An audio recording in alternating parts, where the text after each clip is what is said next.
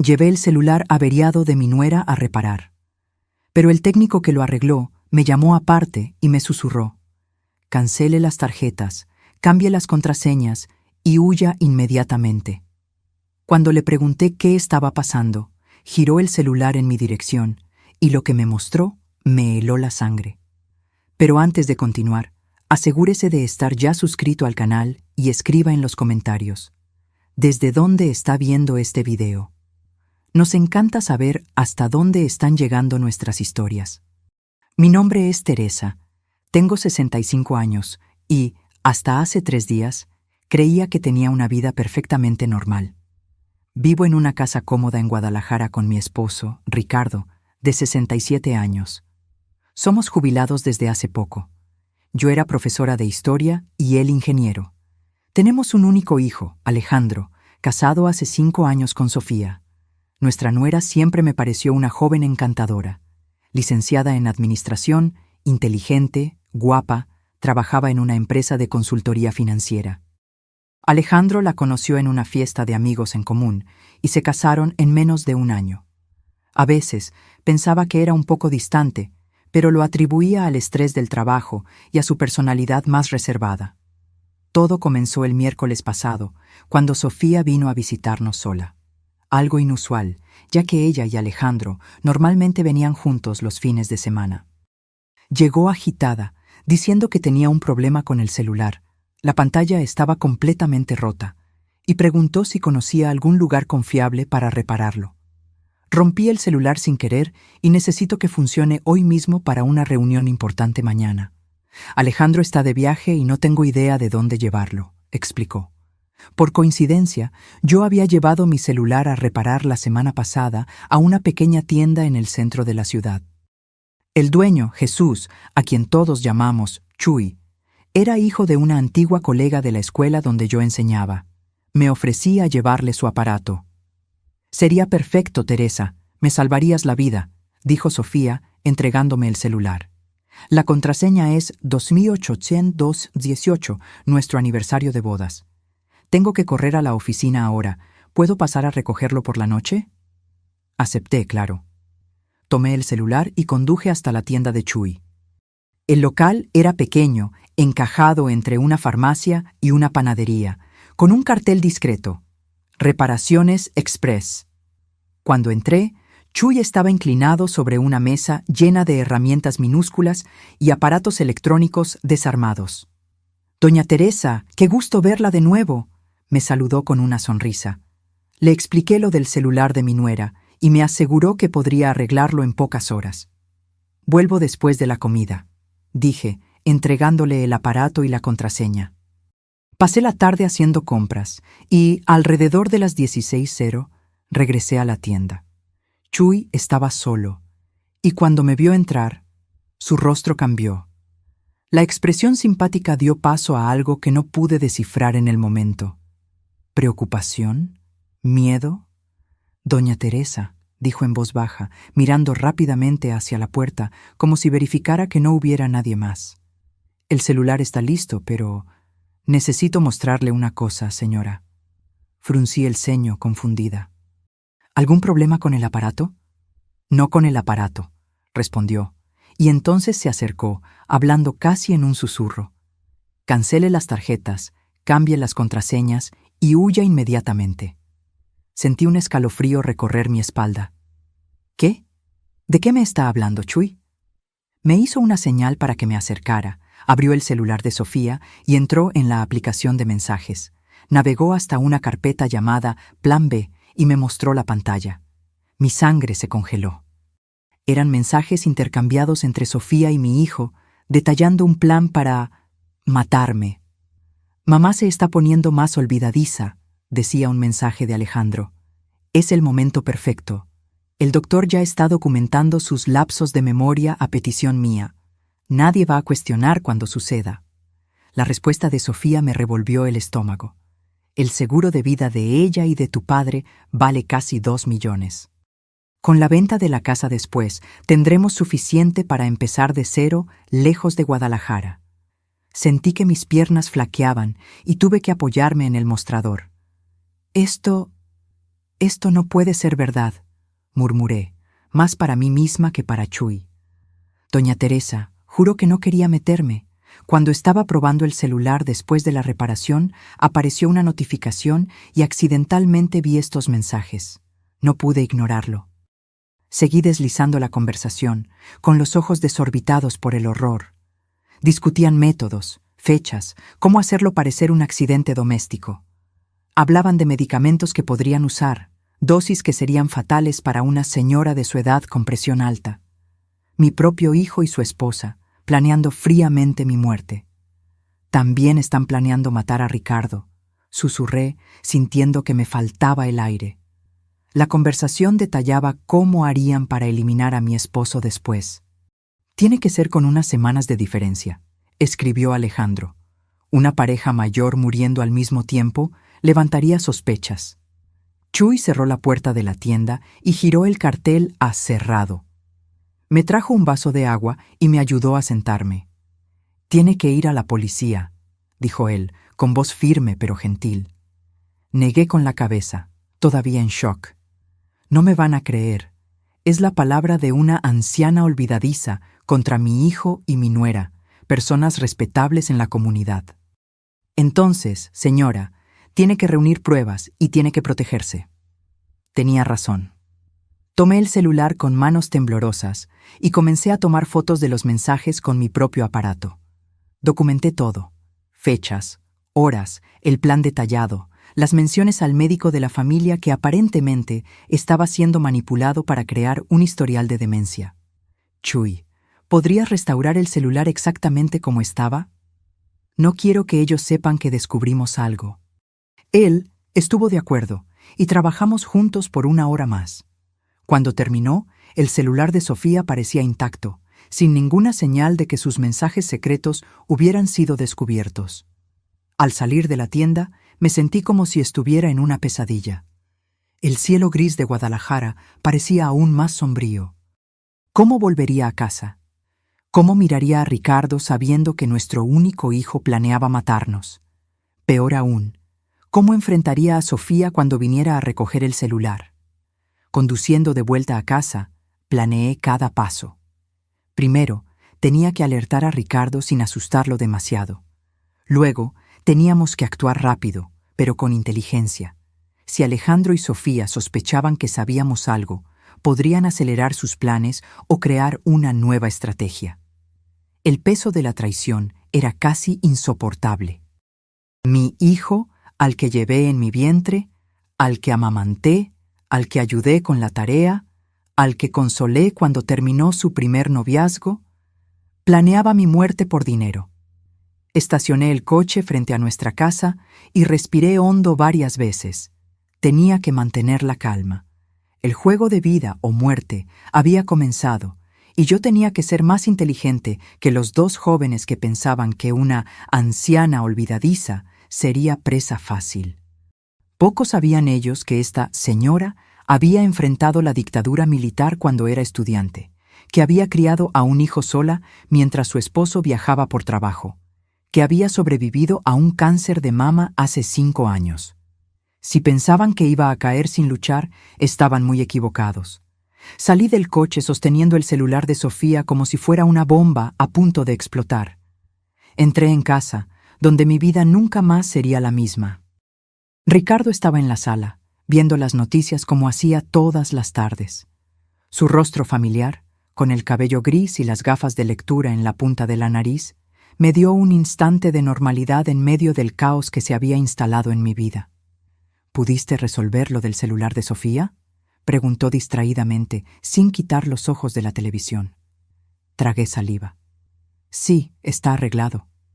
Tenía que contárselo, pero no sabía cómo empezar. ¿Cómo le dices a tu esposo de 40 años que tu único hijo los quiere muertos a los 2? Ricardo, le llamé, mi voz más firme de lo que esperaba. Necesito mostrarte algo. Es grave. Algo en mi tono debió alarmarlo, porque inmediatamente apagó la televisión y me miró con atención. ¿Qué pasó, Teresa? Me senté a su lado y le mostré las fotos que había tomado de los mensajes. Observé su rostro mientras leía. La confusión inicial, seguida por la incredulidad, luego el horror y finalmente un dolor tan profundo que pensé que se derrumbaría allí mismo. No, susurró él con la voz ahogada. Debe haber algún error. Alejandro, jamás. Yo tampoco quería creerlo, respondí, sosteniendo sus manos temblorosas. Pero son ellos, Ricardo. Es el número de Alejandro, es la forma en que escribe, y Sofía respondiendo desde su celular, que está aquí conmigo.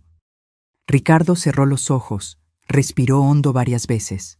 Cuando los abrió de nuevo, vi algo que rara vez presenciaba: determinación absoluta.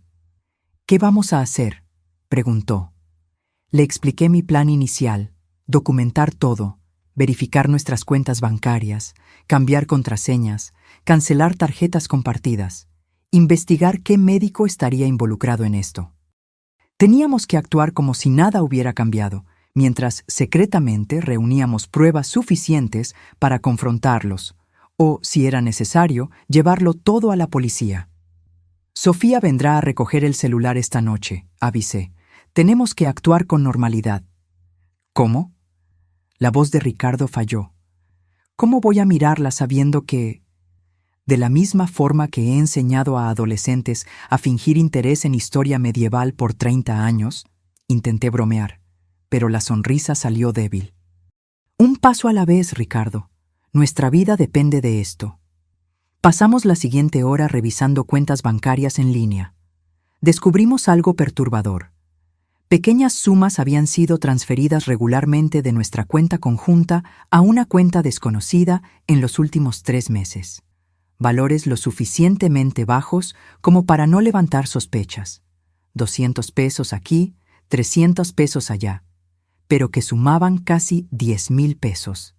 Alejandro tiene acceso a nuestras cuentas, murmuró Ricardo. Le dimos un poder el año pasado, ¿recuerdas? Por si algo nos pasaba. La ironía era amarga. Confiamos tanto en él que prácticamente le entregamos las herramientas para nuestra propia destrucción.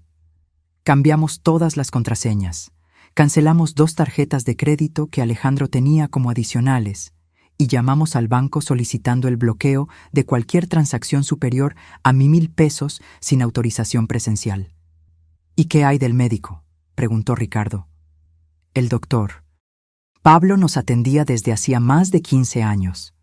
Era un amigo, almorzaba ocasionalmente en nuestra casa. La idea de que pudiera estar falsificando informes médicos a petición de mi hijo era casi tan dolorosa como la traición de Alejandro. Voy a programar una consulta mañana, decidí. Sola, quiero ver qué dice sobre mi memoria. A las 19:00 sonó el timbre. Ricardo y yo nos miramos, tensos. Él apretó mi mano, una promesa silenciosa de que seguiríamos nuestro plan. Abrí la puerta forzando una sonrisa. Sofía estaba guapa como siempre, con su cabello castaño impecablemente arreglado y ropa elegante. Esa apariencia cuidada ahora me parecía una máscara perfecta para ocultar la monstruosidad que había debajo. Teresa, disculpa venir tan tarde. ¿Cómo te fue con el técnico? Todo bien, respondí, entregándole el celular. Chuy hizo un gran trabajo. La pantalla está como nueva. Ella encendió el aparato, verificó rápidamente y sonrió. Perfecto. ¿Cuánto fue? Déjame pagar. No te preocupes, ya lo arreglé todo. Fue una cortesía suya, ni cobró porque soy clienta antigua. Sofía dudó por un momento, un leve fruncido de cejas que antes no habría notado. ¿Estaría preocupada de que el técnico hubiera visto algo? ¿Estás segura? No quería incomodar. ¿Qué va, hija? ¿Quieres pasar? Ricardo está viendo la tele. Íbamos a tomar un té. Ay, no puedo hoy.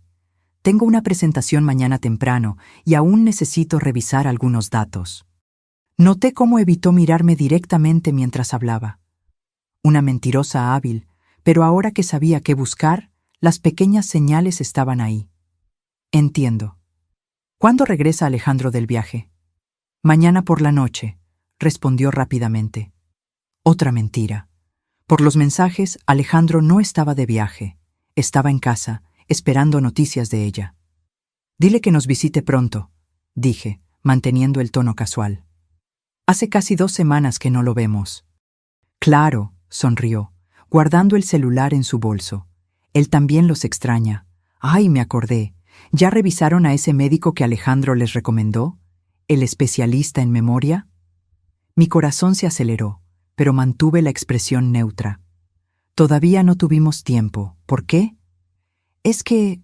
dudó, su rostro una máscara de preocupación fingida.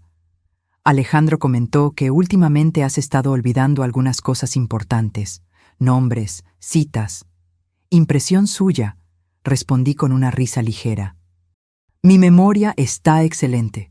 Recuerdo hasta el día en que usaste ese mismo conjunto en la fiesta de cumpleaños de mi prima Elisa, hace 2 meses.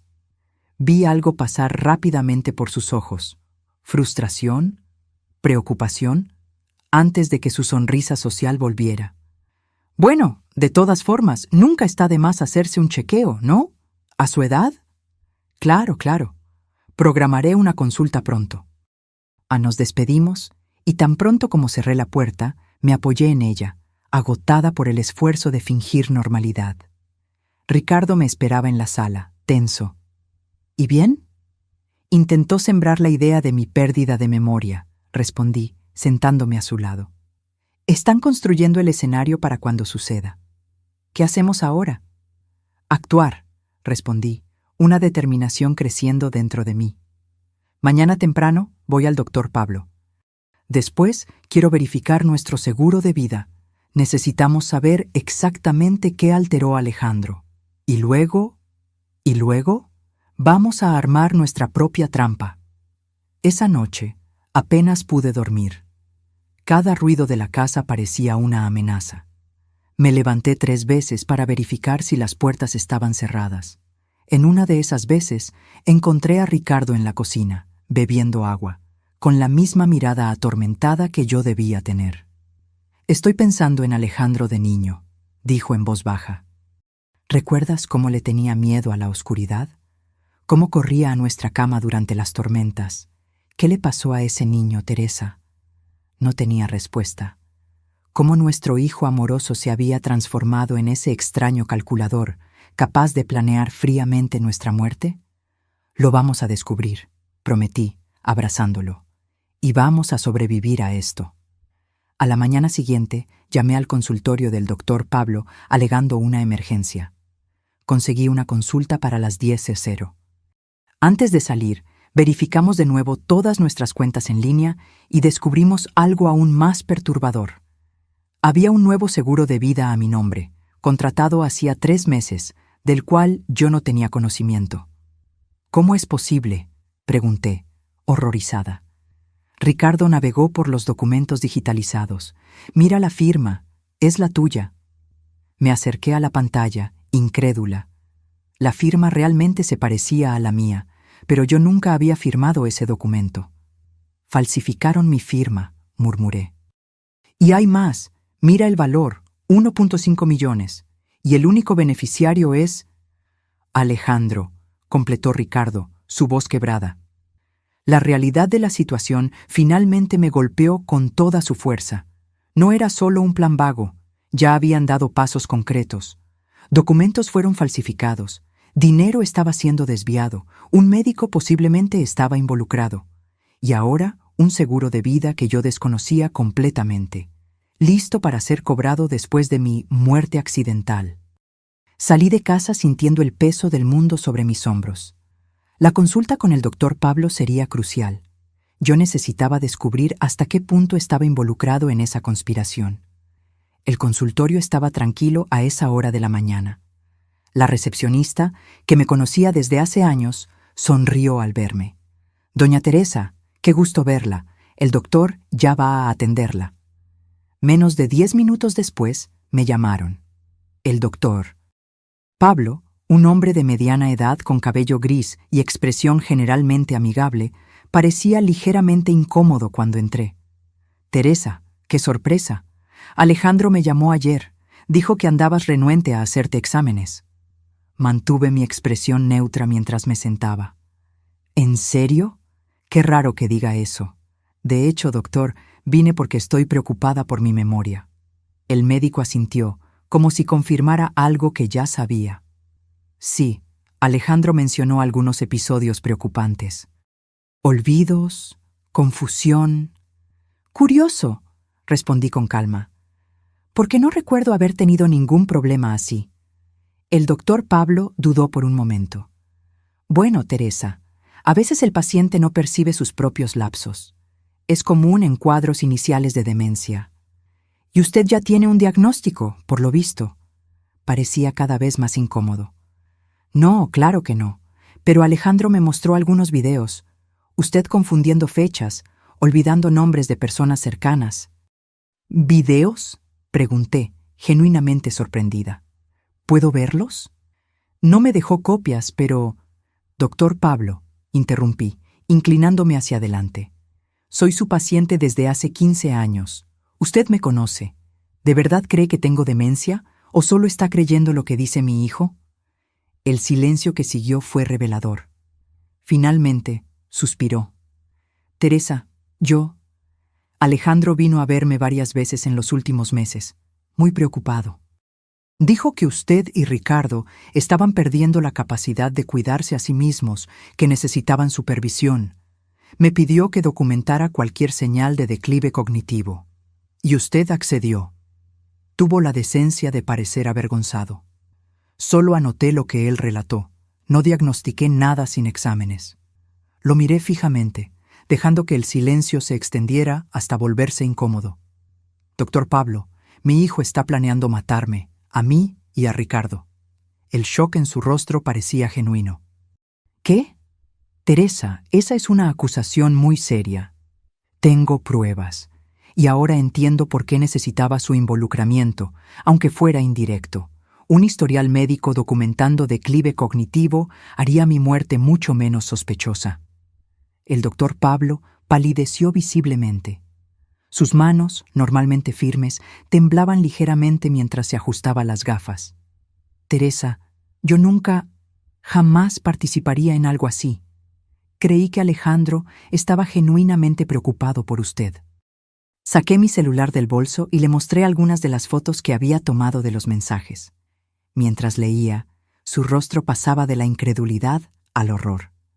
Dios mío, murmuró finalmente. No tenía idea.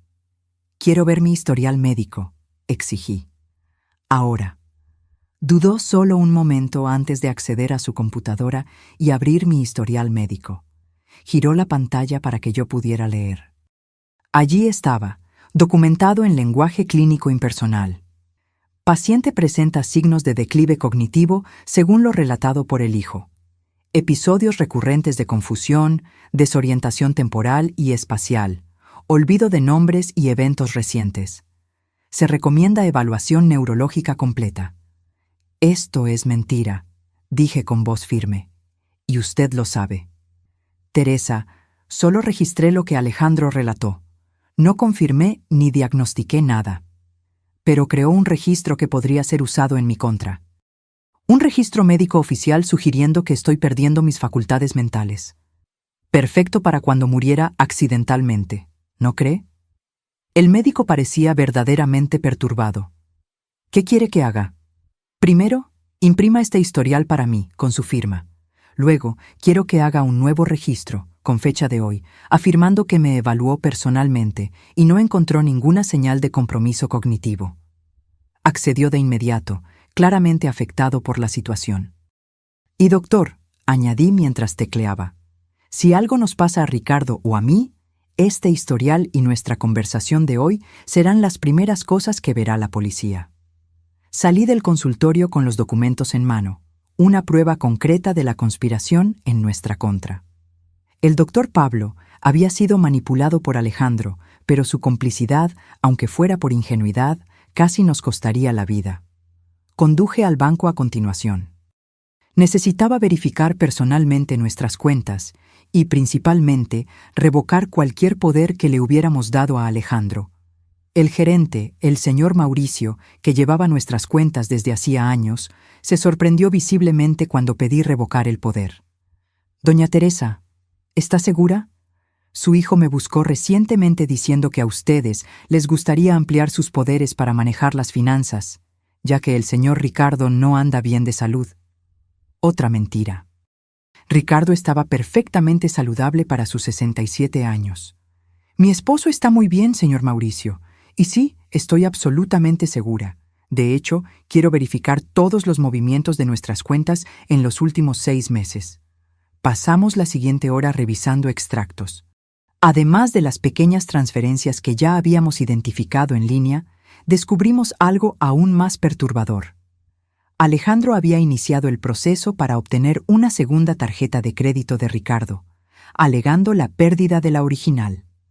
Dijo que el señor Ricardo había perdido la tarjeta, pero no quería molestarlo con la burocracia, explicó el gerente, claramente avergonzado ahora. ¿Y ustedes emitieron una nueva tarjeta sin la presencia o firma del titular?, pregunté incrédula. El señor... Sí. Mauricio se revolvió en la silla, incómodo. Bueno, como él tenía poder y ya manejaba varias cuestiones financieras para ustedes... Respiré hondo, conteniendo la rabia. Cancele esa tarjeta inmediatamente y bloquee cualquier intento futuro de emisión sin nuestra presencia física. Cuando salí del banco, me sentí simultáneamente aliviada por haber interrumpido otro aspecto del plan y aterrorizada por la extensión de la trama. Alejandro había preparado meticulosamente el terreno, creando un escenario donde nuestra muerte parecería natural, y él tendría control total sobre nuestros bienes. En el camino a casa, mi celular sonó. Era él. Mi corazón se disparó, pero contesté con la voz más normal posible. «Hola, hijo». «Mamá, ¿todo bien? Acabo de llegar del viaje y Sofía me dijo que llevaste su celular a reparar. Fue muy amable de tu parte». La naturalidad con la que mentía era impresionante. No había viaje alguno. «De nada, querido. El chico de la asistencia es hijo de una colega mía. Nos hizo un buen precio». «Qué bien. Oye, estaba pensando en pasar por ahí esta noche con Sofía. Hace tiempo que no cenamos juntos, ¿verdad?» Un escalofrío recorrió mi espalda. ¿Por qué ese súbito interés en visitarnos? ¿Habrían notado algo? ¿El médico habría llamado a Alejandro después de mi visita? «Claro», respondí, manteniendo la voz firme. «Vengan, sí, hago esa lasaña que te gusta». «Perfecto. Ah, y mamá. ¿Fuiste al médico que te recomendé?» Sofía dijo que todavía no habían ido. «De hecho, fui al doctor Pablo esta mañana». Un breve silencio. «¿Fuiste? ¿Y qué te dijo?» «Nada del otro mundo. Hizo algunas pruebas sencillas. Dijo que estoy perfectamente bien para mi edad». Otro silencio, más largo esta vez. «Ah, bueno, qué bien entonces. Pero tal vez sea bueno buscar una segunda opinión, ¿sabes?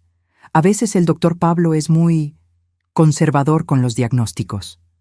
«Veremos, hijo». «¿Nos vemos por la noche entonces?» «Sí, sobre las 19:00. Hasta más tarde». Cuando colgué, mis manos temblaban. La conversación aparentemente inocente estaba cargada de subtextos amenazantes. Alejandro claramente esperaba que el doctor Pablo me hubiera declarado con algún tipo de compromiso cognitivo y se desestabilizó cuando supo que no fue el caso. Y ahora quería cenar con nosotros esta noche. ¿Por qué? ¿Para observar mi comportamiento? ¿Para verificar si demostraba alguna sospecha? ¿O algo peor?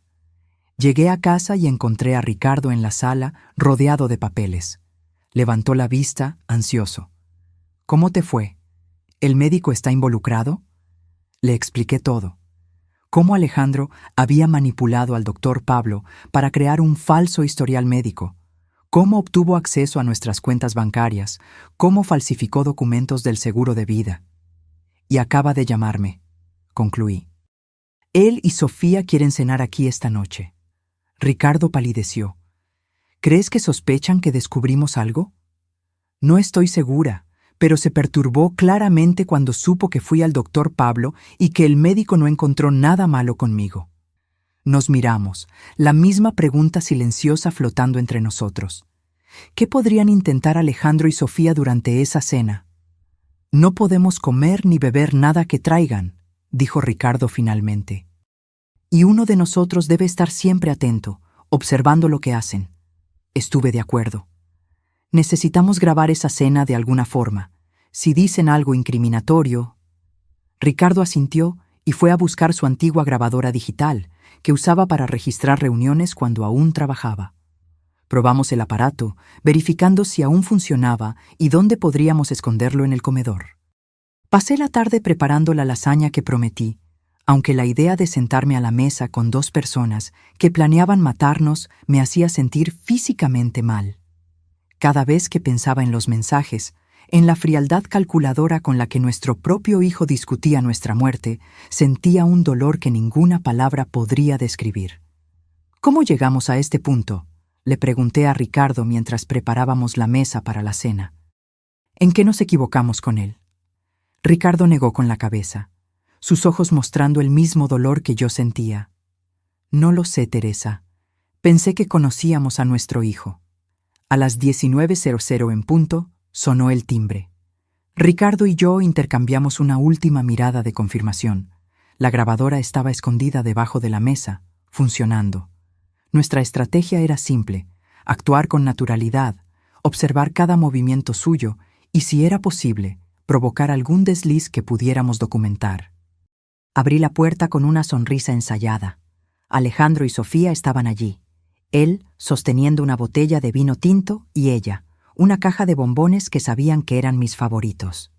«¡Mamá!», exclamó Alejandro, abrazándome con entusiasmo. El contacto físico, que antes me daba confort, ahora me daba escalofríos. ¿Cómo podía abrazarme sabiendo que planeaba matarme? «¡Qué ganas de verte!», continuó, entregándome la botella. «Trajimos un vino especial para hoy». «Ah, gracias, querido», respondí, analizando discretamente la etiqueta. Era una cosecha cara, una que normalmente me impresionaría. Ahora solo me hacía preguntar si estaría adulterada. Ricardo los recibió en la sala, su sonrisa tan forzada como la mía. Les ofrecí agua, café o jugo. Cualquier cosa menos el vino que trajeron. «Todavía no, mamá», dijo Alejandro, sentándose cómodamente en el sofá. «Vamos a guardar el vino para acompañar la cena». Hablamos de trivialidades por casi media hora. El trabajo de ellos, el clima, noticias locales.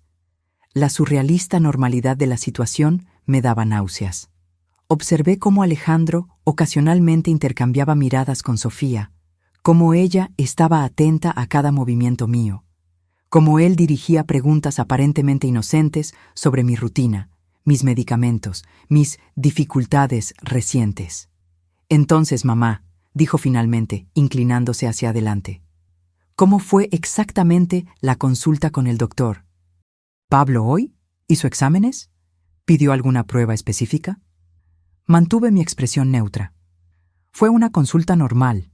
No vio nada preocupante». «Extraño», murmuró Alejandro frunciendo el ceño. «Me había dicho que sospechaba algo más serio. ¿Quizás Alzheimer inicial?» «¿En serio?», pregunté, levantando las cejas en falsa sorpresa. «¿Cuándo te dijo eso?» Alejandro se dio cuenta del desliz. «Ah, la semana pasada, cuando lo llamé para hablar sobre esos episodios que noté». «¿Qué episodios serían esos, hijo? No recuerdo haber tenido ningún problema». Una sonrisa condescendiente apareció en su rostro. «¿Ves? Es exactamente eso lo que nos preocupa. No te acuerdas. La semana pasada olvidaste el nombre de doña Iracema, nuestra vecina de hace 20 años. Luego dejaste la estufa encendida por horas. Nada de eso había sucedido. Eran mentiras fabricadas para construir la narrativa de mi supuesta demencia». «Curioso», respondí con calma.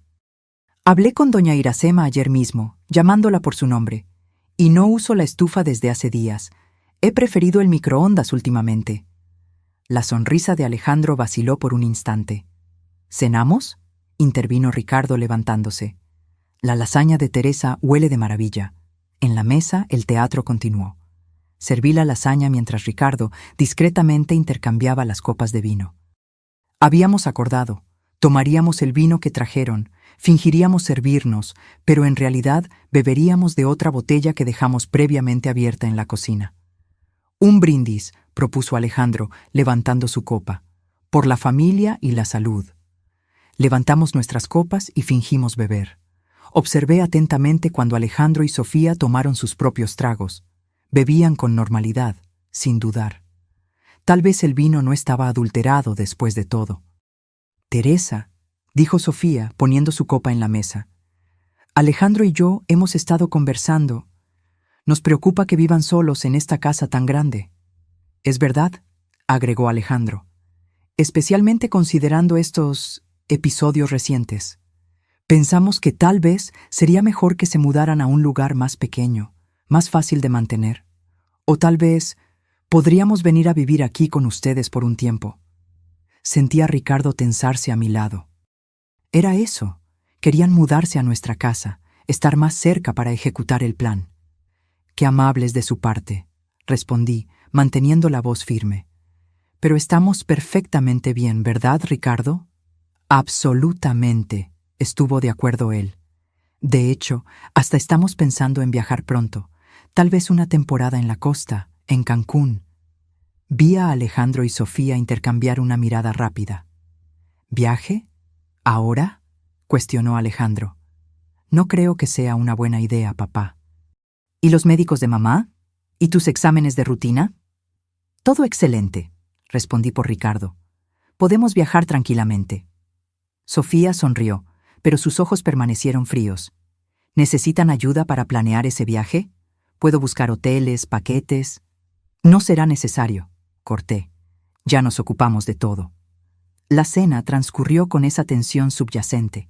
En cada pregunta aparentemente inocente, reconocía la verdadera intención detrás.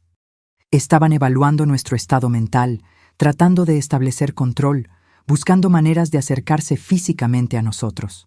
Cuando serví el postre, un flan que hice con cuidado frente a Ricardo, Alejandro retomó el asunto. Estuve hablando con un abogado, dijo casualmente, sobre poderes más amplios. Saben cómo es para emergencias. ¿Qué tipo de emergencias?, preguntó Ricardo, con la voz controlada. Bueno, si uno de ustedes necesita ser hospitalizado o si... Ya sabes, las cosas empeoran con la memoria de mamá. El abogado sugirió un poder pleno que me daría autoridad para tomar decisiones médicas y financieras por ustedes. Miré a mi hijo, estudiando su rostro. Ese mismo rostro que besé de bebé, que consolé de niño, que fotografié orgullosa en su graduación. ¿Cómo se había transformado en la máscara de un extraño calculador? No será necesario, hijo, dije finalmente. Ya actualizamos todos nuestros documentos recientemente. Incluso hicimos algunos cambios en nuestro testamento y en los beneficiarios de los seguros. La expresión de Alejandro se congeló por un instante. ¿Cambios? ¿Qué tipo de cambios? Nada del otro mundo. Solo asegurando que todo esté en orden en caso de que algo nos pase. Sofía puso la mano sobre el brazo de Alejandro como si lo contuviera. Siempre es bueno revisar esos documentos, dijo ella suavemente. ¿Consultaron a un abogado? El doctor. Mauricio, el que tú recomendaste, mintió Ricardo con naturalidad impresionante. Fue muy útil. No existía ningún doctor Mauricio, pero la mentira alcanzó su objetivo. Ambos parecieron momentáneamente desestabilizados. A las 22:00, Alejandro miró el reloj y anunció que tenían que irse. Mañana trabajo temprano, justificó. Pero yo sabía el verdadero motivo. Necesitaban recalcular sus planes. Después de muchos abrazos falsos y promesas vacías de visitarnos más a menudo, finalmente se fueron. Tan pronto como se cerró la puerta, Ricardo y yo nos desplomamos en el sofá, agotados físicamente por el esfuerzo de mantener las apariencias. «Están sospechando», susurró Ricardo. «Se dieron cuenta de que algo cambió». Estuve de acuerdo, levantándome para tomar la grabadora. Rebobinamos la grabación, escuchando de nuevo toda la conversación. Las implicaciones eran claras. Alejandro y Sofía aún estaban decididos a seguir con el plan, pero nuestros movimientos recientes, la consulta médica, los cambios bancarios, la mención al testamento, los habían vuelto cautelosos. «Van a intentar algo pronto», dijo Ricardo. «No pueden esperar mucho más, ahora que empezamos a tomar medidas de protección. Necesitamos más pruebas concretas», dije. «La grabación ayuda, pero aún no es suficiente para la policía». «¿Y si intentáramos que confesaran? ¿Confrontarlos directamente?» Negué con la cabeza. Demasiado arriesgado. Lo negarían todo y se volverían más vigilantes. Esa noche, verificamos todos los cerrojos 3 veces antes de acostarnos. Aún así, dormí con un teléfono al lado de la cama y una silla apoyada en la puerta del dormitorio. Precauciones que jamás imaginé necesitar tomar contra mi propio hijo. A la mañana siguiente, me desperté sobresaltada por el sonido de un coche estacionando. Corrí a la ventana y vi a Sofía saliendo de su camioneta negra, sola, a las 8:00 de la mañana de un día laborable, cuando debería estar en el trabajo. «Ricardo», llamé urgentemente, «Sofía está aquí». Él se levantó rápidamente, aún somnoliento. «¿Sola? ¿Dónde está Alejandro?» «No lo sé. Voy a abrir, pero quédate cerca». Bajé las escaleras, tratando de controlar el ritmo de mi respiración. ¿Por qué vendría Sofía tan temprano, sin avisar? ¿Qué quería? Abrí la puerta incluso antes de que tocara el timbre. Su rostro registró sorpresa por un momento, rápidamente sustituida por una sonrisa ensayada. «Teresa, disculpa venir tan temprano. Estaba de paso camino al trabajo y pensé en dejar estos documentos que Alejandro separó para ustedes». Sostenía un folder amarillo. «¿Qué documentos?», pregunté, sin intentar tomarlo. «Sobre ese poder que hablamos ayer. Y algunos artículos sobre tratamientos para Alzheimer inicial que pueden ayudar a retrasar el progreso de la enfermedad». Extendió el folder de nuevo. «Alejandro está realmente preocupado por ti». Miré el folder por un largo momento. Era una trampa. Tenía que serlo. Tal vez documentos ya preparados con mi firma falsificada, como el seguro de vida que descubrimos. «¿Por qué no pasas?», invité, manteniendo mi tono casual. «Podemos tomar un café y revisarlo juntas». Sofía dudó visiblemente. «De hecho, voy tarde al trabajo. Solo quería dejar esto para que lo leyeran con calma». «Insisto», dije, abriendo más la puerta. «Ricardo acaba de hacer café fresco. Solo tomará 5 minutos». A regañadientes entró. La conduje hasta la cocina, donde Ricardo ya estaba, aparentando tranquilidad mientras tomaba su café. «Sofía, qué agradable sorpresa», dijo él. «Trajo algunos documentos para que firmemos», expliqué, enfatizando la palabra firmemos. Ricardo entendió de inmediato. «Qué bien», respondió él. «Vamos a echar un vistazo». Sofía parecía cada vez más incómoda mientras Ricardo tomaba el folder y comenzaba a examinar los documentos. La observé atentamente, notando cómo sus ojos seguían cada movimiento de él, cómo sus dedos tamborileaban nerviosamente en la mesa. «Interesante», murmuró Ricardo después de unos minutos. «Este poder le daría a Alejandro control total sobre nuestras finanzas y decisiones médicas. Prácticamente nos volvería legalmente incapaces». «Es solo una precaución», justificó Sofía rápidamente. «Considerando la condición de Teresa». «¿Qué condición sería esa exactamente?», pregunté directamente. «Bueno, los lapsos de memoria, la confusión». Ella dudó, aparentemente dándose cuenta de que estaba en terreno peligroso. Alejandro notó varios episodios. «Curioso», comenté. «El doctor Pablo no encontró nada de eso ayer». «Los médicos pueden equivocarse», replicó, recuperando la compostura. «Por eso la importancia de una segunda opinión con un especialista». Ricardo puso los documentos de vuelta en el folder y lo empujó hacia Sofía.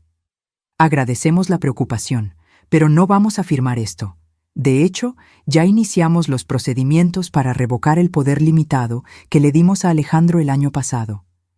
El shock en su rostro fue genuino y momentáneo, rápidamente sustituido por una expresión de preocupación estudiada. «Pero, ¿por qué? Alejandro solo quiere ayudar». «Estamos seguros de que sí», respondí. «Pero preferimos mantener el control de nuestras propias vidas». Sofía se levantó abruptamente. «Tengo que irme. Estoy realmente atrasada».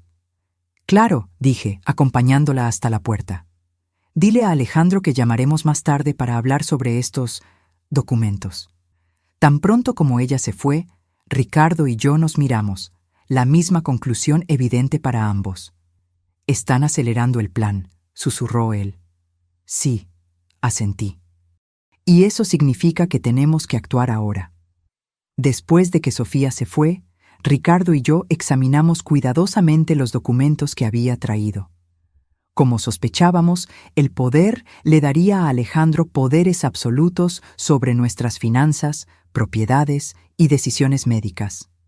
También había un formulario de internación voluntaria para una clínica de reposo, en realidad una institución para adultos mayores con demencia severa, con espacios para nuestras firmas. Ya ni siquiera intentan disimular, murmuró Ricardo, sus dedos temblando mientras hojeaba los papeles. Prácticamente nos están pidiendo que firmemos nuestra propia sentencia de muerte. Eso es bueno, respondí, sorprendiéndolo. Cuanto más explícitos sean, más pruebas tendremos. Pasé la mañana fotografiando cada documento, creando copias digitales que envié al correo electrónico de Estela, mi amiga de mucho tiempo y la única persona fuera de nuestra casa en la que confiaba completamente. Le expliqué brevemente la situación y le pedí que guardara los archivos de forma segura, sin hablar con nadie sobre ello. ¿Qué hacemos ahora?, preguntó Ricardo cuando terminé. Necesitamos un plan. Claramente están avanzando. La visita sorpresa de Sofía, estos documentos, no podemos esperar más. Decidimos que era hora de buscar ayuda profesional. No la policía, aún no teníamos pruebas definitivas suficientes, sino un abogado que pudiera orientarnos sobre cómo proteger legalmente nuestros bienes y, más importante, nuestras vidas. Elegimos a una abogada que no conocíamos anteriormente y que no tenía ninguna conexión con Alejandro, la doctora Lucía Méndez, especialista en Derecho Familiar y Penal. Conseguimos programar una consulta para esa misma tarde. En el elegante despacho en el centro de la ciudad, le explicamos toda la situación a la doctora Lucía. Los mensajes descubiertos, las cuentas bancarias, el seguro de vida fraudulento, los historiales médicos manipulados, los documentos que Sofía había traído esa mañana. La abogada nos escuchó con atención, tomando notas ocasionales y pidiendo detalles específicos. Cuando terminamos, respiró hondo antes de hablar. Señores, estamos ante una situación extremadamente grave. Lo que me han descrito configura diversos crímenes: conspiración, falsificación de documentos, intento de estafa y, más seriamente, conspiración para homicidio. ¿Tenemos pruebas suficientes para la policía?, preguntó Ricardo. Los mensajes son la prueba más contundente, pero como los obtuvieron accediendo al celular de Sofía sin su autorización, existe el riesgo de que sean consideradas pruebas ilícitas. Sin embargo, considerando la gravedad de la situación y el peligro inminente para ustedes, creo que podemos construir un caso sólido. ¿Qué debemos hacer primero?, pregunté.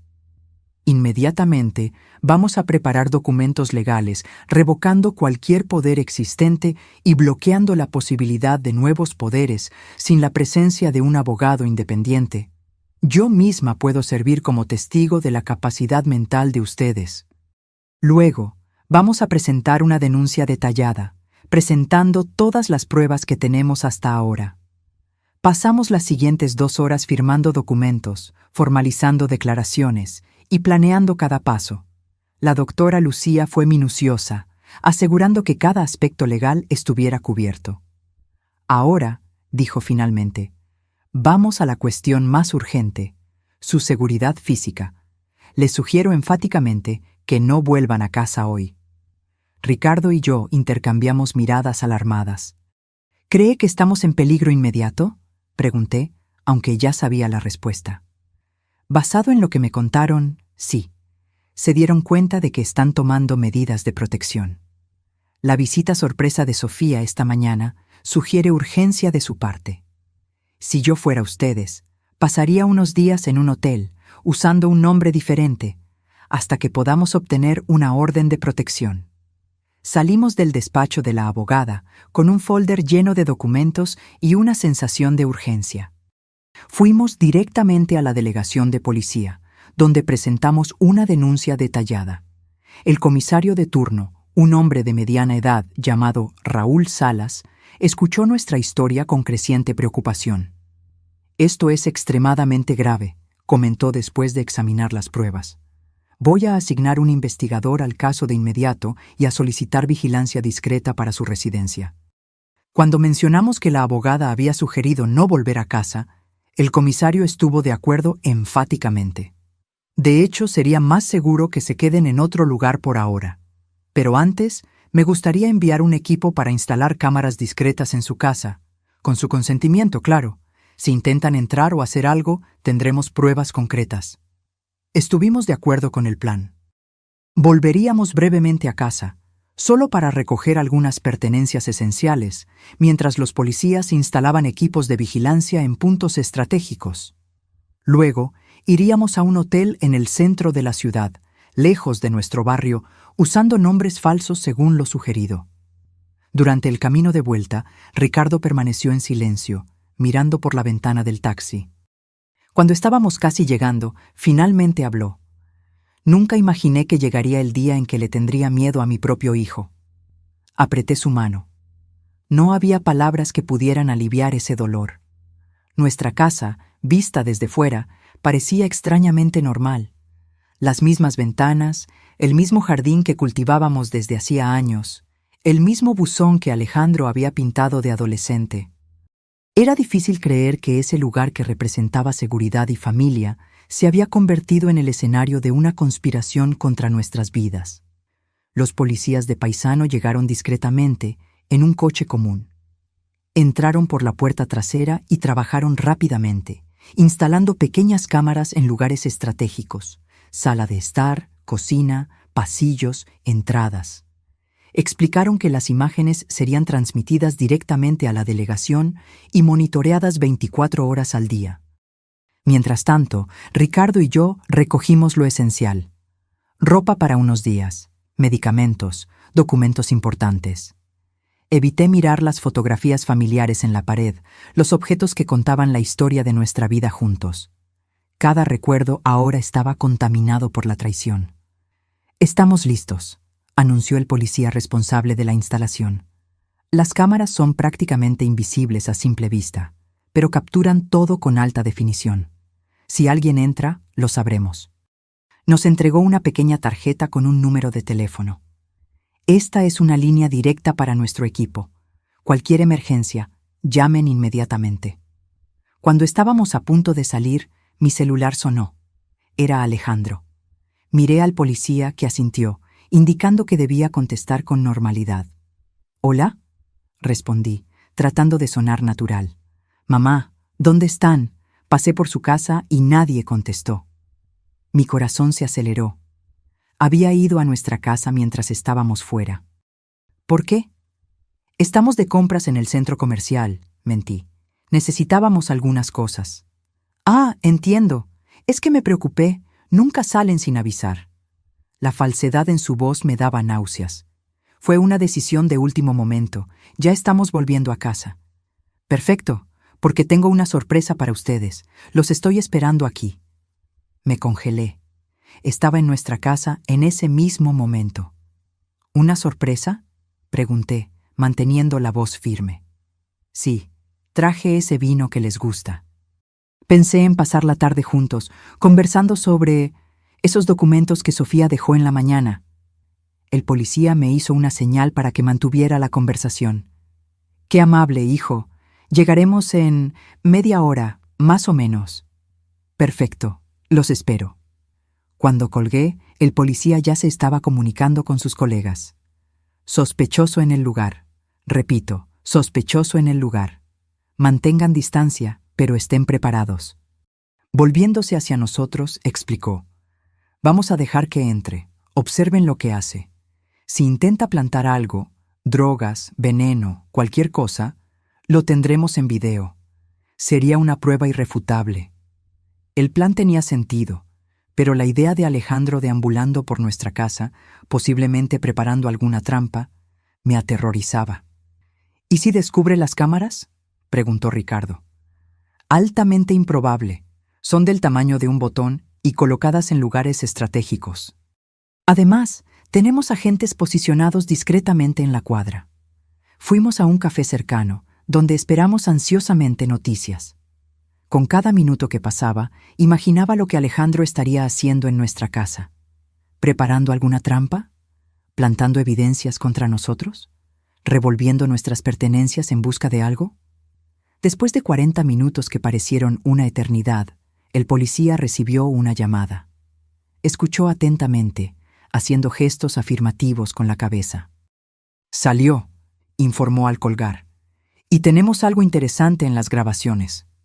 Volvimos rápidamente a la delegación, donde nos llevaron a una sala con varios monitores. El comisario Salas ya estaba allí, viendo la grabación de las cámaras instaladas en nuestra casa. «Señores Pérez», nos saludó gravemente. «Creo que deberían ver esto». En la pantalla, vimos a Alejandro entrando en la cocina con 2 bolsas de plástico. Miró a su alrededor, verificó que estaba solo, y entonces comenzó a actuar de forma metódica. Sacó varios envases de medicamentos de las bolsas y los puso en nuestro botiquín, mezclándolos con los nuestros. Luego, abrió una botella de vino, probablemente la sorpresa que mencionó, y añadió algún tipo de polvo blanco, mezclando cuidadosamente antes de volver a poner el corcho. Finalmente, sacó de su bolsillo un pequeño dispositivo electrónico que no reconocimos y lo instaló discretamente debajo de la mesa de la cocina. Probablemente un micrófono o cámara. «Dios mío», murmuré, con las manos cubriendo mi boca. Ver a mi propio hijo, en video, preparando deliberadamente lo que parecía ser nuestra muerte, era un dolor indescriptible. «Ahora tenemos pruebas más que suficientes», dijo el comisario. «Voy a emitir órdenes de arresto para Alejandro Pérez y Sofía Pérez de inmediato». ¿Qué puso en nuestro botiquín?», preguntó Ricardo con la voz temblorosa. «Necesitamos analizarlo, pero por la apariencia son medicamentos controlados, posiblemente en dosis elevadas. La sustancia que añadió al vino también será analizada, pero apostaría por algún tipo de sedante potente». El comisario puso la mano en mi hombro. «Señora Pérez, sé que esto es extremadamente doloroso, pero necesito que entienda. Su hijo estaba intentando matarlos activamente hoy. Si hubieran vuelto a casa y tomado ese vino». No pude contener las lágrimas. La realidad de la situación finalmente me golpeó con toda su fuerza. No eran solo mensajes de texto o documentos sospechosos. Era mi hijo, en nuestra cocina, envenenando deliberadamente bebidas y medicamentos que sabía que usaríamos. «¿Qué pasa ahora?», preguntó Ricardo, abrazándome mientras yo lloraba. «Los vamos a arrestar hoy mismo», respondió el comisario. «Con estas evidencias no hay posibilidad de libertad provisional. Están seguros ahora, pero aún recomiendo que permanezcan en el hotel por unos días, hasta que resolvamos todo». Mientras salíamos de la delegación, tratando de procesar todo lo que había sucedido, una oficial de policía se acercó apresuradamente. «Comisario Salas, acabamos de recibir una llamada. Alejandro y Sofía Pérez están en la casa de los señores Pérez en este momento. Parecen agitados, los están buscando». El comisario reaccionó de inmediato. «Equipo táctico listo. Vamos ahora». Volviéndose hacia nosotros, explicó. «Probablemente se dieron cuenta de que algo anda mal, que ustedes no volvieron a casa como prometieron. Los vamos a arrestar ahora mismo». «¿Podemos ir con ustedes?», pedí, sorprendiéndome a mí misma. Una parte de mí quería huir, nunca más ver a Alejandro o Sofía. Pero otra parte, tal vez la más fuerte, necesitaba estar allí, presenciar el final de esa pesadilla. El comisario dudó, pero terminó accediendo. «Pueden quedarse en el coche de policía a una distancia segura, pero no interferirán de ninguna manera».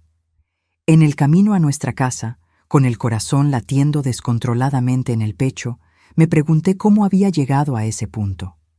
Cómo mi hijo, al que abracé en mis brazos de bebé, se había transformado en ese extraño capaz de planear fríamente mi muerte. Cuando llegamos, varios coches de policía ya estaban posicionados discretamente alrededor de nuestra casa. Por la radio, escuchamos que Alejandro y Sofía continuaban allí dentro, aparentemente discutiendo sobre qué hacer. «Se dieron cuenta de que algo anda mal», comentó un policía. «Están intentando llamar a los celulares de los señores Pérez repetidamente». De hecho, mi celular había sonado varias veces en los últimos minutos. Siempre Alejandro. Ignoré cada llamada, siguiendo las instrucciones de la policía. El comisario Salas coordinaba personalmente la operación, hablando en voz baja por la radio con los diversos agentes posicionados. «Equipos en posición», anunció finalmente. «Vamos a entrar en 1 minuto». Fue entonces cuando vimos movimiento. La puerta principal se abrió y Alejandro salió apresuradamente, seguido por Sofía. Ambos llevaban mochilas y parecían agitados, mirando nerviosamente a su alrededor mientras se dirigían al coche estacionado en la acera. «Están intentando huir», murmuró Ricardo. En un instante, varios policías salieron de sus escondites, rodeando a la pareja con armas en mano. «Policía, alto, manos donde podamos ver». Vi el shock en el rostro de Alejandro, el pánico en los ojos de Sofía. Por un momento, Alejandro pareció considerar correr, pero rápidamente se dio cuenta de que estaba rodeado. Lentamente, ambos levantaron las manos. En cuestión de segundos, fueron inmovilizados, esposados y puestos en vehículos separados.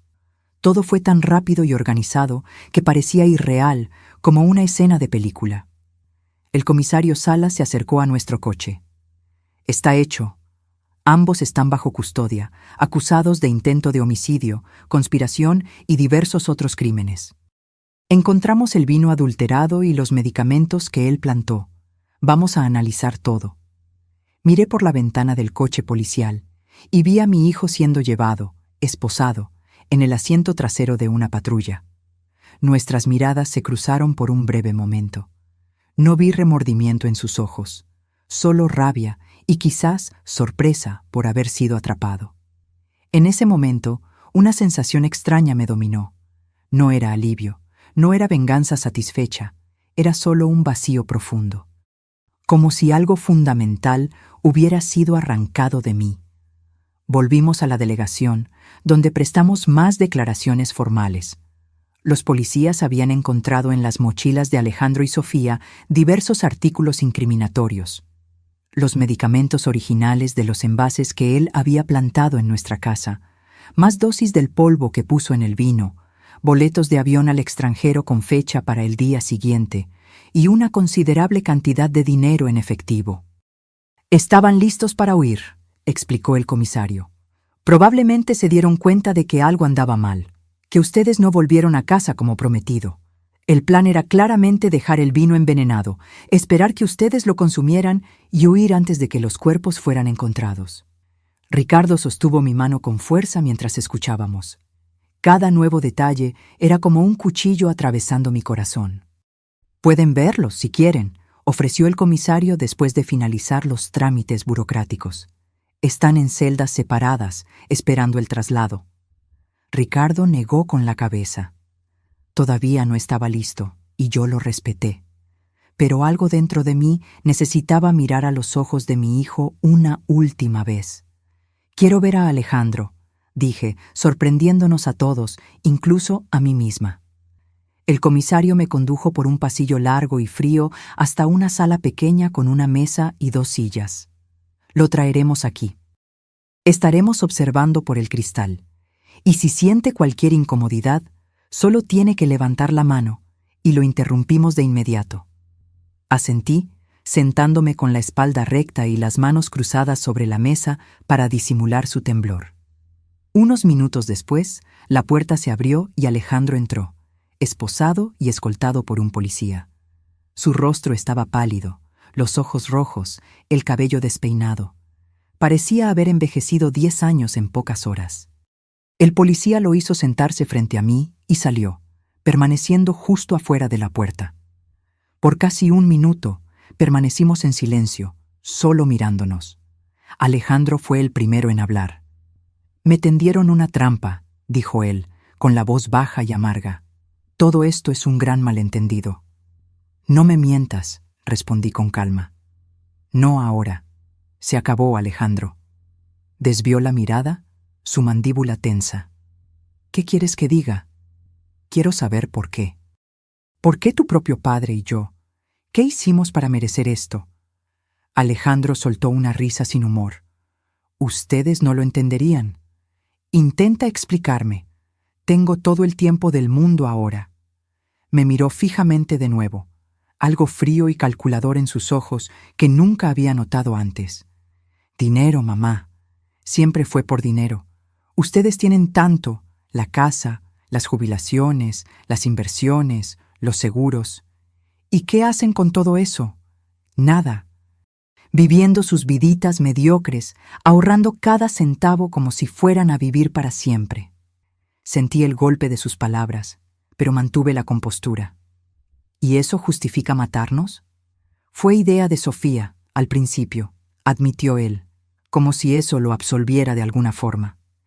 Ella trabaja en finanzas, se dio cuenta de cuánto valían ustedes, y estaba cansada de esperar.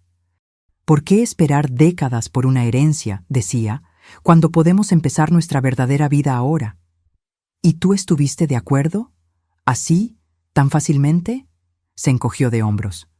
No fue de inmediato, pero ella me convenció de que sería mejor para todos. Ustedes ya estaban viejos, eventualmente empezarían a tener problemas de salud, sufrirían. Sería un favor, de hecho. La frialdad con la que hablaba me helaba la sangre. Este no era el hijo que yo conocía, o pensaba conocer. Un favor, repetí lentamente. Envenenar a tus propios padres sería un favor. No sería doloroso, respondió como si eso importara. Simplemente se dormirían y no despertarían, sin sufrimiento. Como el vino que preparaste hoy. Alejandro se quedó en silencio por un momento. ¿Cómo se enteraron? Fueron los mensajes en el celular de Sofía, ¿verdad? Ese técnico idiota. Sí, fueron los mensajes, pero incluso sin ellos nos habríamos dado cuenta eventualmente. No fuiste tan listo como pensabas, hijo. Se revolvió en la silla, las esposas tintineando. ¿Y ahora? ¿Vas a testificar contra tu propio hijo? ¿A mandarme a prisión? Ibas a hacer que pareciera un accidente. Nadie sufriría, morirían pacíficamente. Y yo finalmente tendría la vida que merezco. La vida que mereces, repetí, dejando que las palabras flotaran en el aire entre nosotros. Lo miré, realmente lo miré, intentando ver más allá de la rabia, más allá de la frialdad, buscando cualquier vestigio del niño que criamos. No encontré nada. No te reconozco, dije finalmente, mi voz casi un susurro. El hijo que criamos, que amamos, que protegimos, ¿dónde está? Estoy aquí, respondió Alejandro, un destello de emoción cruzando su rostro. Soy yo. Solo crecí. Solo me cansé de esperar mi turno. Me levanté lentamente. Tendrás un buen abogado. Pagaremos por eso. Es el último acto como tus padres. Pero no esperes nada más de nosotros, Alejandro. Lo que hiciste no tiene vuelta atrás. Mamá, me llamó cuando ya estaba en la puerta. No entiendes. Yo solo quería una oportunidad de vivir de verdad. Me giré una última vez. Te dimos todas las oportunidades, hijo. Educación, amor, apoyo. La elección de cómo vivir fue tuya. Y elegiste esto. Salí de la sala sintiendo como si cada paso requiriera un esfuerzo enorme. En el pasillo encontré a Ricardo esperando, con los ojos rojos, el rostro marcado por lágrimas que ni siquiera intentaba ocultar. ¿Qué te dijo?, preguntó en voz baja. La verdad, finalmente, respondí. Hizo todo por dinero. Nuestra muerte sería solo un medio para que él tuviera la vida que merece. Ricardo cerró los ojos, un dolor profundo contorsionando su rostro. ¿Cómo no nos dimos cuenta? ¿Cómo no vimos en lo que se convirtió? No tenía respuesta. La misma pregunta me atormentaba.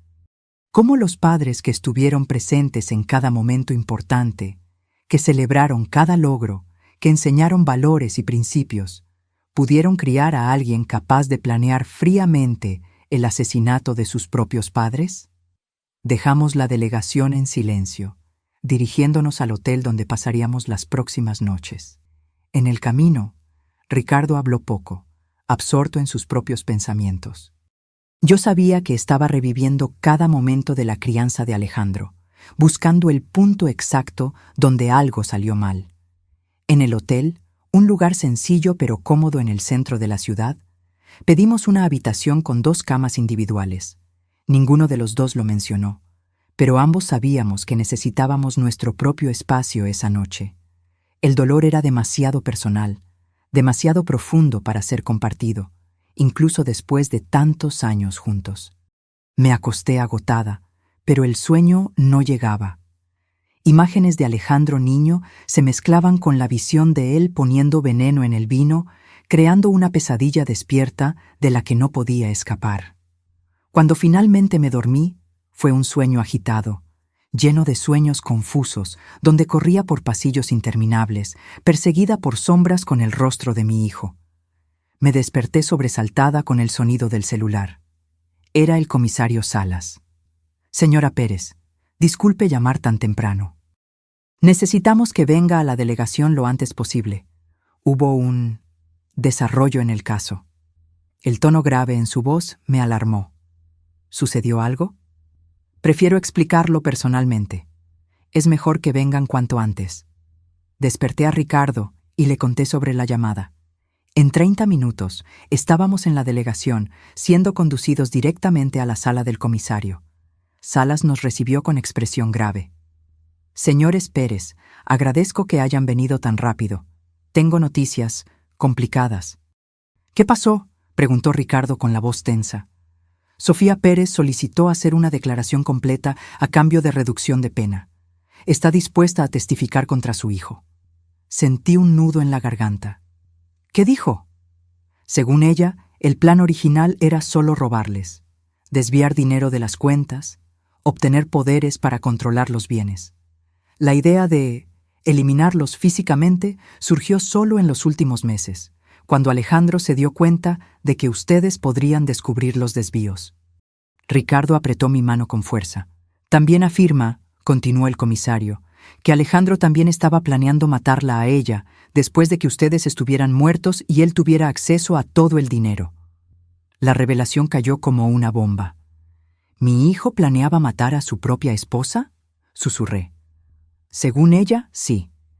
Encontró mensajes de él con otra mujer, discutiendo cómo se dividirían el dinero después de que el problema Sofía fuera resuelto.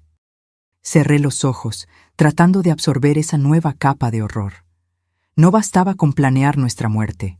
Alejandro estaba dispuesto a eliminar a cualquiera que se interpusiera entre él y el dinero. Hay más, dijo Salas, su tono aún más grave. Analizamos el polvo que puso en el vino. Es una mezcla de sedantes potentes y una sustancia llamada adelfa, extremadamente tóxica, causa paro cardíaco, y encontramos evidencias de que ya había intentado antes. ¿Cómo es eso?, preguntó Ricardo. Muestras de su cabello, señora Pérez, revelaron rastros de la misma sustancia, probablemente administrada en pequeñas dosis para simular problemas de salud naturales. Eso explicaría los lapsos de memoria que él alegaba que usted tenía. No eran lapsos, eran síntomas de envenenamiento gradual. La sala pareció girar a mi alrededor. Agarré el borde de la mesa para estabilizarme, mientras la cruel realidad me golpeaba. Mi hijo ya había comenzado a envenenarme, lenta, metódicamente. ¿Por cuánto tiempo?, logré preguntar. Es difícil precisar, pero, por lo que indican las muestras, al menos 3 meses. 3 meses. Repasé mentalmente las pequeñas señales que había ignorado. Dolores de cabeza más frecuentes, momentos de mareo, noches de insomnio. Lo atribuí todo al estrés, a la edad, nunca imaginando que estaba siendo lentamente envenenada por mi propio hijo. ¿Y el señor Ricardo?, preguntó el comisario, volviéndose hacia mi esposo. Me siento bien, respondió él confundido. Aún así, recomendamos exámenes toxicológicos. Si la señora fue blanco, es posible que él también haya comenzado a actuar contra usted. Dejamos la delegación aún más afectados que antes. La idea de que Alejandro no solo planeaba matarnos, sino que ya había iniciado el proceso, era insoportable. Cada comida que compartimos en los últimos meses, cada taza de café que él gentilmente preparó, cada medicamento que me recordó tomar, todo podía haber sido parte de su plan macabro. Vamos al hospital ahora mismo, insistió Ricardo. Necesitamos verificar si hay daños permanentes. En el hospital, fuimos atendidos con prioridad después de explicar la situación. Los médicos realizaron una batería de exámenes, recolectaron muestras de sangre y cabello y nos internaron para observación por 24 horas. Los resultados, cuando llegaron, confirmaron las sospechas. Yo tenía niveles detectables de adelfa en el organismo, aunque no lo suficiente para causar daños permanentes. Ricardo estaba limpio, sugiriendo que Alejandro se había enfocado en mí primero, probablemente porque, como mujer mayor con historial de problemas de salud, tuve cáncer de mama años atrás, mi muerte parecería menos sospechosa. Tuvo suerte, señora, explicó el médico. El envenenamiento gradual fue interrumpido antes de que causara daños irreversibles. Con el tratamiento adecuado y tiempo, su cuerpo eliminará completamente la toxina. Suerte. Era una palabra extraña para describir la situación. ¿Tuve suerte porque descubrí que mi hijo me estaba envenenando antes de que consiguiera matarme? En los días siguientes, el caso ganó proporciones que nunca imaginamos. La historia del hijo que planeó asesinar a sus padres por herencia atrajo la atención de los medios nacionales. Reporteros rodeaban el hotel donde estábamos hospedados. Llamaban constantemente. Intentaban de todas las formas obtener una declaración nuestra. Rechazamos todas las entrevistas, todas las apariciones. Nuestro dolor era demasiado profundo, demasiado personal para ser transformado en espectáculo público. La doctora Lucía, nuestra abogada, se convirtió en nuestra portavoz oficial, gestionando todos los aspectos legales y manteniendo a la prensa a distancia. Fue ella quien nos trajo la noticia de que Alejandro sería acusado de intento de homicidio calificado, con los agravantes de envenenamiento premeditado y motivo vil. Si era condenado, enfrentaría décadas de prisión. Una semana después del arresto de Alejandro y Sofía, finalmente nos sentimos seguros para volver a casa. La policía había retirado todo el equipo de vigilancia, pero instaló un sistema de alarma conectado directamente a la delegación, solo por precaución, como dijo el comisario Salas. Entrar de nuevo en esa casa fue una de las cosas más difíciles que he hecho. Cada habitación guardaba recuerdos, algunos hermosos, otros ahora contaminados por el conocimiento de lo que Alejandro se había convertido. En la sala de estar, las fotografías familiares parecían burlarse de nosotros. Alejandro de niño sonriendo en su primer día de escuela. Alejandro adolescente orgulloso con su trofeo de natación. Alejandro adulto en su boda con Sofía. Momentos que capturaban una vida que ahora sabíamos que había sido, al menos en parte, una ilusión. Ricardo caminó lentamente por la casa, tocando objetos, mirando fotografías, como si intentara reconciliar el pasado feliz con el presente devastador. «Necesitamos mudarnos», dijo finalmente. «No puedo vivir aquí sabiendo lo que pasó en esta cocina, en esta casa». Estuve de acuerdo en silencio. La casa que había sido nuestro refugio durante décadas, ahora estaba impregnada de traición y peligro. Esa noche, acostados en nuestra cama, de la mano en la oscuridad, Ricardo expresó el pensamiento que me estaba atormentando. ¿Llegaremos a entender alguna vez lo que pasó? ¿Cómo nuestro hijo se transformó en esto? No lo sé, respondí honestamente. Tal vez algunas cosas no tienen explicación. Tal vez algunas personas simplemente eligen el camino equivocado, independientemente de cómo fueron criadas. Hablamos con él, Teresa, tantas veces, sobre honestidad, sobre trabajo duro, sobre familia.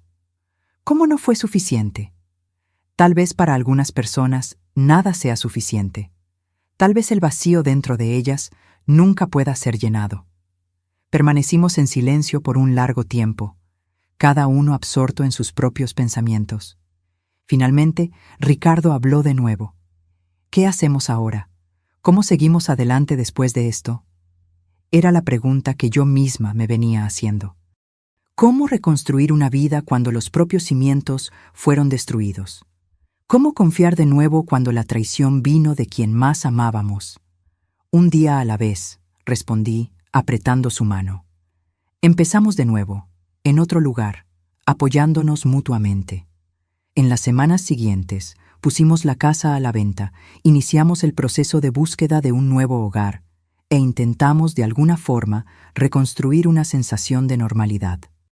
Encontramos un pequeño apartamento en el centro de la ciudad, completamente diferente de la casa espaciosa donde criamos a Alejandro, y comenzamos, lentamente, a transferir solo los artículos que no traían recuerdos dolorosos.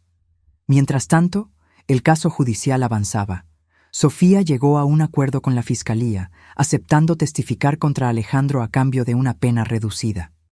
Alejandro, por otro lado, se mantuvo firme en negar las acusaciones más graves, alegando que todo no era más que un malentendido familiar y que las pruebas habían sido manipuladas. 2 meses después de su arresto, recibimos una carta de él desde la prisión.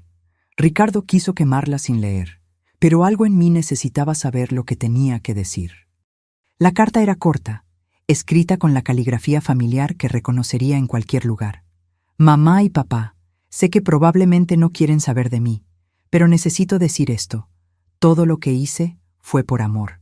Sí, quería el dinero, quería la libertad, pero también quería ahorrarles el sufrimiento de envejecer, de volverse dependientes, de perder la dignidad.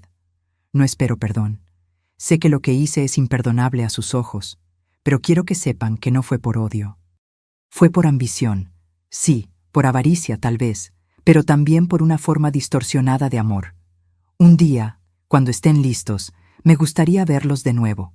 Hasta entonces, sepan que, a pesar de todo, sigo siendo su hijo, Alejandro. Leí la carta 3 veces, tratando de encontrar sinceridad en las palabras, algún vestigio del hijo que conocí, pero todo lo que vi fue más manipulación, más intentos de justificar lo injustificable. Por amor, murmuré, doblando la carta. Intentó matarnos por amor. Ricardo, que finalmente decidió leerla también, negó con la cabeza con tristeza. Todavía no entiende, tal vez nunca entienda. Guardé la carta en un cajón y nunca respondí. Tal vez un día, cuando el dolor no fuera tan agudo, cuando pudiera pensar en Alejandro sin sentir esa mezcla devastadora de amor y traición, encontraría las palabras para responder. Pero no ahora, no mientras la herida aún sangraba. Los meses siguientes pasaron en un borrón de procedimientos legales, sesiones con psicólogos y la ardua tarea de reconstruir nuestras vidas. Vendimos la casa por un valor inferior al del mercado. Queríamos deshacernos de ella lo antes posible, y nos establecimos en el apartamento en el centro de la ciudad. Era más pequeño, más sencillo, pero no cargaba el peso de los recuerdos dolorosos. El juicio de Alejandro estaba programado para comenzar en 3 meses. La fiscalía tenía un caso sólido, con pruebas abundantes, los mensajes de texto, los videos de la casa, los exámenes toxicológicos confirmando el envenenamiento gradual, el testimonio de Sofía, los documentos falsificados. La condena parecía segura. Aún así, la idea de testificar contra mi propio hijo me aterrorizaba. ¿Cómo me sentaría en ese tribunal y le contaría al mundo cómo había planeado metódicamente nuestra muerte? ¿Cómo lo miraría a los ojos mientras sellaba su destino? Ricardo y yo discutimos esto exhaustivamente con nuestra terapeuta, la doctora Marta, a quien empezamos a visitar semanalmente después de toda la tragedia. Ustedes no son responsables de sus elecciones, nos recordaba constantemente. Testificar no es una traición, es simplemente contar la verdad. Pero él es nuestro hijo, argumentaba Ricardo. A pesar de todo, sigue siendo nuestro hijo. Sí, es su hijo, y también es un hombre adulto que tomó decisiones terribles. Ambas realidades pueden coexistir. Una tarde, mientras organizaba algunas cajas que aún no habíamos desempacado en el nuevo apartamento, encontré un álbum de fotografías antiguo. Me senté en el suelo y comencé a hojearlo lentamente. Eran fotos de Alejandro de bebé, luego de niño, de adolescente, siempre sonriendo, siempre rodeado por nuestro amor. En una foto específica, tenía unos 5 años y sostenía orgulloso un dibujo que había hecho. 3 figuras de palo representando a nuestra familia, con un sol sonriente encima. Para la mejor mamá del mundo, decía el dibujo en letras infantiles torcidas. Las lágrimas vinieron incontrolables. ¿Dónde estaba ese niño ahora? ¿En qué momento esa criatura amorosa se transformó en alguien capaz de planear la muerte de sus propios padres? Ricardo me encontró así, llorando sobre el álbum abierto. Sin decir una palabra, se sentó a mi lado y me abrazó. Nos quedamos allí, ambos llorando por la pérdida del hijo que amábamos, no por su muerte física, sino por la muerte de lo que creíamos que era. La semana siguiente, recibimos una visita inesperada. Estela, mi amiga de la biblioteca que me había ayudado a documentar las pruebas contra Alejandro, trajo consigo un folder con recortes de periódicos antiguos. Teresa, Ricardo, comenzó excitante. Encontré algo que necesitan ver. Los recortes eran de un pequeño periódico de una ciudad en el sur del país, con fecha de 5 años atrás. Los titulares gritaban: adulto mayor muere en circunstancias misteriosas. Sobrina hereda fortuna tras muerte de tío. Policía investiga muerte sospechosa, pero archiva caso por falta de pruebas. ¿Qué es esto?, pregunté confundida. Mira la foto. Estela señaló la imagen de una joven siendo entrevistada. Era Sofía, algunos años más joven, pero inconfundiblemente ella. Antes de llamarse Sofía Silva y mudarse a Guadalajara, era conocida como Carolina Santos, en este pequeño pueblo. Y el hombre que murió misteriosamente era su tío, que la crió después de la muerte de sus padres. Ricardo tomó los recortes, leyendo rápidamente. Ella heredó todo. La policía sospechó de envenenamiento, pero no pudo obtener pruebas concluyentes. Exactamente, confirmó Estela. ¿Y sabes cuál era la sustancia sospechosa? Adelfa, respondí, sintiendo un escalofrío recorrer mi espalda. Estela asintió gravemente. El mismo veneno que encontraron en tu organismo, Teresa. El mismo que Alejandro puso en el vino. La implicación era clara y devastadora. Sofía no era solo cómplice de Alejandro. Probablemente era la autora intelectual, la persona que trajo la idea, que enseñó la técnica, que ya había hecho esto antes. ¿Por qué nos estás mostrando esto ahora?, preguntó Ricardo. Porque su acuerdo con la fiscalía está casi finalizado, explicó Estela. Ella va a pasar solo unos años en prisión a cambio de su testimonio contra Alejandro.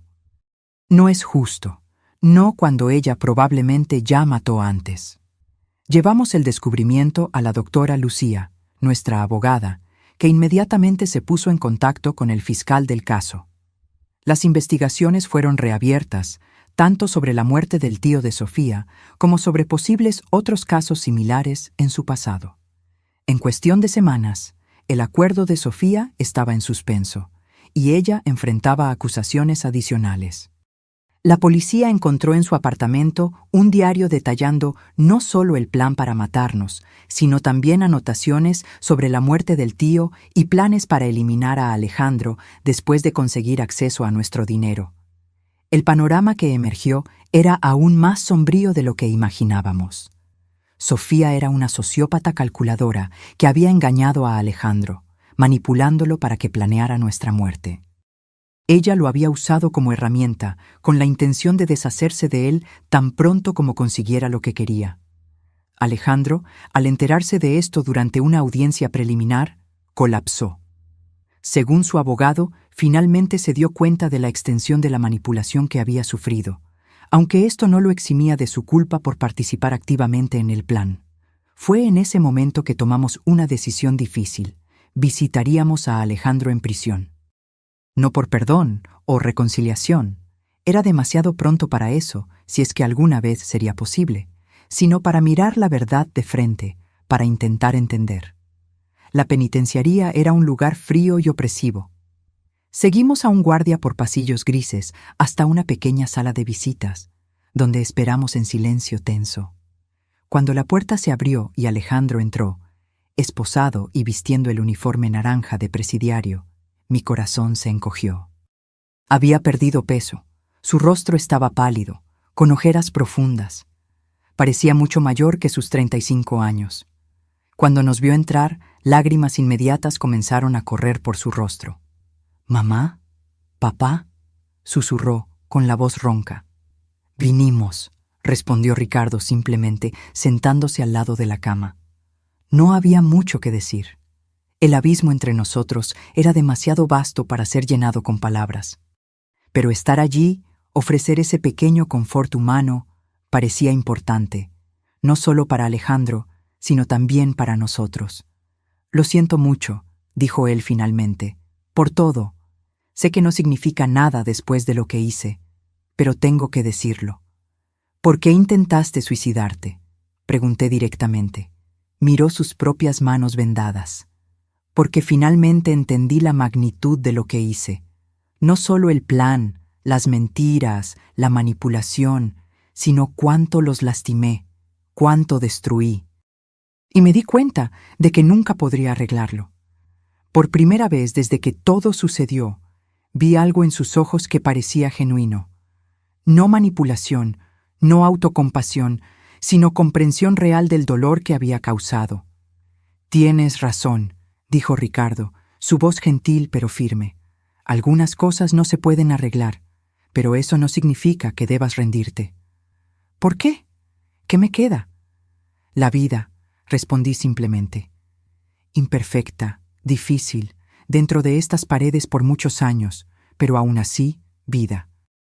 La oportunidad de, tal vez, un día, hacer algo bueno con ella. Estuvimos solo media hora.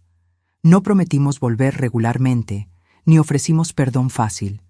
Solo nos despedimos, dejando en el aire la posibilidad, aunque tenue, de algún tipo de relación futura. En el camino de vuelta a casa, Ricardo y yo permanecimos en silencio por un largo tiempo, procesando la visita, las emociones conflictivas que suscitó. ¿Fue lo correcto?, preguntó él finalmente.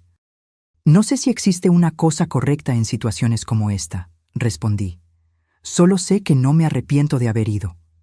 4 años después de descubrir la conspiración contra nuestras vidas, Ricardo y yo celebramos 45 años de casados. Decidimos no hacer nada grandioso. Solo una cena tranquila en casa con los pocos amigos que permanecieron a nuestro lado durante toda la tormenta. Durante la cena, mientras observaba a Ricardo contar una historia que hizo reír a todos, me di cuenta de algo importante. Éramos felices de nuevo. No de la misma forma que antes. Había cicatrices que nunca desaparecerían completamente, pero de una forma más profunda, más consciente. Habíamos enfrentado lo peor que la vida podía ofrecer y sobrevivido. Habíamos reconstruido algo del caos, encontrado significado después de la destrucción. Y, tal vez lo más importante, habíamos elegido no permitir que la traición envenenara el resto de nuestras vidas. Alejandro continuaba en prisión, donde pasaría muchos años más. Después del intento de suicidio, parecía haber encontrado algún tipo de propósito. Comenzó a estudiar Derecho a través de un programa para prisioneros, con la idea de eventualmente ayudar a otros reclusos. Lo visitábamos ocasionalmente, no con frecuencia, pero lo suficiente para mantener una tenue conexión. Sofía cumplía su condena en una penitenciaría de máxima seguridad, rechazando cualquier contacto con nosotros. Según lo que escuchamos, continuaba negando responsabilidad por todos sus crímenes, siempre culpando a los demás. En cuanto a nosotros, aprendimos a cargar nuestra historia sin dejar que nos defina completamente. Cuando conocíamos a nuevas personas, eventualmente la verdad salía a la luz. Nuestra ciudad no era tan grande, y el caso había sido notorio. Pero descubrimos que la mayoría de las personas era compasiva, respetuosa con nuestro dolor. Algunas noches, todavía me despierto sobresaltada, recordando ese momento en la tienda de electrónica cuando Chuy giró la pantalla del celular hacia mí y mi mundo se derrumbó. A veces, Ricardo todavía tiene pesadillas, donde Alejandro logra completar su plan. Pero esas sombras del pasado aparecen con menos frecuencia ahora, superadas por la luz del presente. Las pequeñas alegrías del día a día, los nuevos amigos, los hobbies redescubiertos, el amor que sobrevivió a lo impensable. En la noche de nuestro aniversario de 45 años, después de que todos los invitados se fueron, Ricardo y yo nos sentamos en el balcón de nuestro apartamento, contemplando el cielo estrellado. «¿Quién lo diría?», comentó él, sosteniendo mi mano, «que después de todo, todavía estaríamos aquí, Juntos. Sobrevivientes, sonreí, apretando su mano. Más que eso, corrigió Ricardo. Vivientes. Y tenía razón. No estábamos solo sobreviviendo. Estábamos viviendo plenamente, conscientemente, agradecidos. Habíamos aprendido de la manera más dura que la vida es frágil, que las relaciones más íntimas pueden esconder secretos terribles, que la traición puede venir de donde menos se espera. Pero también aprendimos que la fuerza humana es extraordinaria, que es posible empezar de nuevo, incluso después de la peor devastación, que el amor, el verdadero amor, no la versión distorsionada que Alejandro alegaba sentir, puede sobrevivir incluso a las peores tormentas. 5 años después de esa tarde fatídica en la tienda de electrónica, miro hacia atrás y veo no solo la tragedia, sino también el crecimiento que vino después. No elegí este camino, no pedí este dolor, pero acepté el desafío de reconstruir, de encontrar significado, de seguir amando a pesar de todo. Y tal vez esa sea la mayor victoria. No permitir que el odio, la amargura o el miedo definan el resto de mi vida. Elegir todos los días la compasión, el coraje y la esperanza, aún sabiendo cuán oscuro puede ser el mundo. Chuy, sin saberlo, me dio más que la oportunidad de sobrevivir físicamente esa tarde. Me dio la oportunidad de descubrir una fuerza que yo no sabía que tenía. La fuerza no solo para desentrañar una conspiración, sino para reconstruir una vida desde cero, para amar de nuevo, para confiar a pesar de las cicatrices. Y por eso estaré eternamente agradecida. Ahora, si te gustó esta historia, haz clic en suscribirse y dime en los comentarios qué parte te dejó con la boca abierta. Y no olvides hacerte miembro para tener acceso a videos exclusivos que no publico aquí. Te espero allí.